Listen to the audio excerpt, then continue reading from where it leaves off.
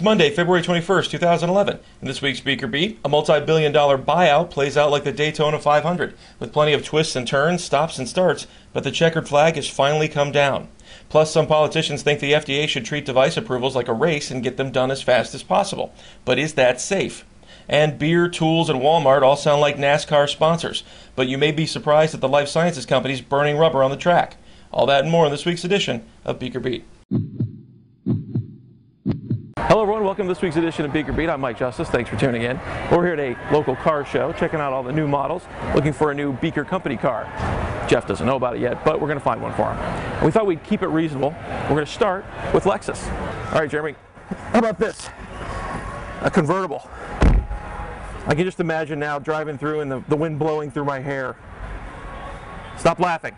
The deal is done, finally. Santa Fe Aventis' buyout of Genzyme resembled the NASCAR racing season. It was long, grueling, often confusing, and never seemed to end. Actually, that sounds like marriage, but I digress. It's over, and the two sides shook hands at the finish line, agreeing to $74 a share in cash up front. That's $20.1 billion to Genzyme investors. Plus, the contingent value right, or CVR, could add up to $14 a share if certain targets are met for the MS drug Lemtrada, adding a potential $2.7 billion to the deal. Analysts called it a win-win deal, mostly because of the CVR approach, which Santa Fe chief Chris Viehbacher says was, quote, an extremely important tool to bridge differences in value, end quote. And it makes the company a big player in the rare disease field, another hot commodity in big pharma. For Santa Fe, this deal helps in two big ways. First, Genzyme is expected to add to earnings beginning next year. Plus, Genzyme's sales will help plug the patent cliff sales gap. In 2009, Genzyme brought in $4.5 billion, about one-third the revenue Santa Fe stands to lose to generic competition through 2013. It won't be all roses, though. For example, there could be job cuts as the companies are integrated. More on that in a minute. And then there's Genzyme's manufacturing woes, which began in 2009. The company has been striving to overhaul its key Boston area plant and to return stocks of its rare disease drugs to normal. Viehbacher handled some major integrations when he was at GlaxoSmithKline, notably the big merger that brought SmithKline into the fold. And he has used the recent Chatham deal as an example of a smooth integration, saying Santa Fe, quote, kept everybody and also found synergies. Now, geographically, the Genzyme deal gives Santa Fe an expanded presence in Boston, where it is already building a sizable oncology development division. Speaking of Boston, the Boston Globe reports that Genzyme CEO Henry Termeer, who's sticking around for 2 years to help oversee the integration, and Viehbacher held a town hall-style meeting that was filled with angst over possible job cuts. As you probably know, all the major recent M&A deals have included massive layoffs. Some of that is from redundancy, some is for cost savings, while some is from pressure from Wall Street. Genzyme's 10,000 employees are understandably concerned about their futures. One group of players who are not concerned is the bankers. They always come out on top, and this deal is no different. Reuters reports that the banks at the bargaining table alongside Santa Fe and Genzyme will make off with about $125 million in fees. Evercore Partners, JP Morgan, Goldman Sachs, and Credit Suisse all will earn, or take home, as earn may be an overstatement, an estimated $50 million to $65 million in fees for their sage advice. All right, Jeremy. What about this one? This will work. Convertible, four-wheel drive. Although there's not that much off-roading in the life sciences industry. But that's okay. We won't tell Jeff that. Anyway, tell us what you think about this story or any story that you see in today's show. It's very simple. Click on the orange button below me. Box will pop up. Type in your comments. Send it to me. I promise I'll read and respond to every one of them.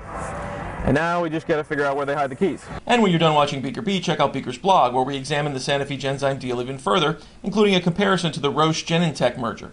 Plus, find out which company announced the new incentive program to award cash bonuses tied directly to its drug development pipeline. Those stories and more on Beaker's blog. Muscle. House lawmakers love holding hearings, and last week they held one to raise their concerns about the FDA's 510K process for clearing medical devices. House Energy and Commerce Committee Chairman Fred Upton said the slow speed of the process has pushed companies to get European approval for their products first. Dr. Jeffrey Shuren, head of the FDA's Device Center, criticized Europe's quicker review process, saying, quote, there is significant underreporting of safety problems in some European countries, and it takes longer to identify safety problems in Europe, end quote. Although quicker FDA reviews help bring new technology to consumers, researchers at the Cleveland Clinic have found that speed may lead to more problems. Of the 117 products recalled from 2005 to 2009, 80 of them underwent a 510K review rather than a lengthier process. One area hit particularly hard were heart devices, which made up 31% of the total device recalls. Now, it's important to note, however, that more than 19,000 devices were cleared via the process in that time frame, so 80 recalls is a tiny fraction of that amount. Now, the Yanks aren't the only ones taking heat for being slow. Health Canada's Medical Devices Bureau struggled to issue market authorizations in a timely manner in 2010, the second year in a row. The backlog came from increasing application volumes, which jumped 10% last year. $142,000, Jeremy. Okay, so I have a plan. Here's what I'll do. I'll sell my house. I'll live in the car. The back seat could be converted to a bathroom shower combo, right? Plenty of room. I'm working it out. Time for some quick hits now, and speaking of quick hits, a lot of times we need to get where we're going quickly. This car here will do the job. It's $108,000, so I figure we could probably squeeze in two of them. One for me and one for you, Jeremy. President Barack Obama is requesting a $4.4 billion budget for the FDA for fiscal 2012, a 33% increase over the agency's fiscal 2010 budget. This is where it gets a little confusing. The FDA is now being funded on a continuing resolution that expires in early March. The latest proposed continuing resolution would provide the FDA with $3.3 billion in funding for the remainder of fiscal 2011. Including money already received by the agency this fiscal year, that funding would amount to a $220 million cut, a drop that experts predict could lead to layoffs and limited hiring by the FDA in the future. HHS has released an update to the National Vaccine Plan, the first since it was originally enacted in 1994. Why the change? Well, despite advances in technology, many people still contract vaccine-preventable diseases. The plan is designed to serve as a guide to revamp the country's vaccine system and covers issues like R&D, supply, financing, distribution, safety, global cooperation, and informed decision-making among consumers and healthcare providers. HHS will hold a series of regional meetings this year that will focus on how to execute its new strategy. The final implementation plan will be completed by the end of the year. Allergan received FDA approval to market its lap band device to more patients. Previously, only those with body mass indexes of 40 or higher could receive the device. Now, adults with BMIs of 30 or more with one or more obesity-related conditions can also receive the device. A survey of 200 hospital executives found that 60% expect to increase spending on medical devices this year, driven partly by the health care reform law. Most of the executives said they would accept paying as much as a 15% premium for disposable products in order to reduce cases of medical errors and infections. AstraZeneca has agreed to pay $150 million to settle more lawsuits, claiming its antipsychotic drug Seroquel causes diabetes. This pushes the total amount AZ has paid to resolve cases over the medicine to almost $350 million. So checking money matters now. We decided the Viper, not quite expensive enough. We're going to go with this Maserati or this Ferrari. You decide. Checking money matters, and despite a massive restructuring, Bayer is not cutting from its R&D budget. The company plans to cut 4,500 jobs in mature markets while it adds 2,500 in other regions. But according to Financial Times Deutschland, the German pharma giant plans to maintain its investment in R&D at just above $4 billion in 2012. That keeps it at 2011 budget levels. The bulk of that money is devoted to healthcare, with about a third of the cash earmarked for crop and material science. Bond. James Bond. The name's Bond. James Bond. Astellas Pharma could pay Aveo Pharma as much as $1.3 billion for a kidney cancer medicine. Shares of Aveo soared after Astellas agreed to pay for the rights to develop and sell an experimental cancer treatment that may compete with medicines from Pfizer and Bayer.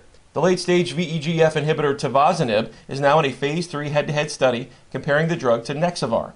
Aveo gets $125 million covering the upfront fee and R&D costs, and the company plans to beef up its workforce, potentially doubling it by the end of 2012. So we've been walking around, seen a lot of cars, haven't quite found the perfect Beaker car yet. I'm leaning towards this, but I'm not sure that it's street legal. Maybe we can slide it by Jeff anyway. So, here's our final story of the day. With the running of the Daytona 500, NASCAR, as well as other racing seasons, are officially underway. So we thought it would be interesting to fill you in on the tie-ins with the life sciences industry. Right out of the gate, one of the first races of the NASCAR season was the Drive for COPD 300 at Daytona. It's part of a national public health campaign to inform people who may have chronic obstructive pulmonary disease. There's even a race team featuring Danica Patrick, Jim Belushi, and Bruce Jenner, with Boehringer Ingelheim as the main sponsor. Pfizer and 3M are also involved. DuPont continues its sponsorship of Jeff Gordon in 2011. Their relationship dates back to 1992. DuPont makes materials or packaging for medical and pharma devices, along with other medical-related products. On the flip side, J&J's Tylenol will not be a NASCAR sponsor this year. This is no doubt due to all the recalls the company had suffered through recently, including some with the Tylenol name attached. Another quitter is the outfit that helps people quit smoking, Nicorette, made by GSK. These exits save J&J and GSK upwards of $10 million each. Of course, let's not forget the millions in sales of OTC meds these guys will be taking for the next 9 months to get through the stress of racing. Tylenol may not be a sponsor, but they'll probably be taking plenty of it. All right, Jeremy, this is all we can afford. My head's actually coming out of the roof, but it's all right. Well, that's it for this week's edition of BeakerBeat. I'm Mike Justice. Thanks for tuning in. We'll see you next week. I can't feel my spleen.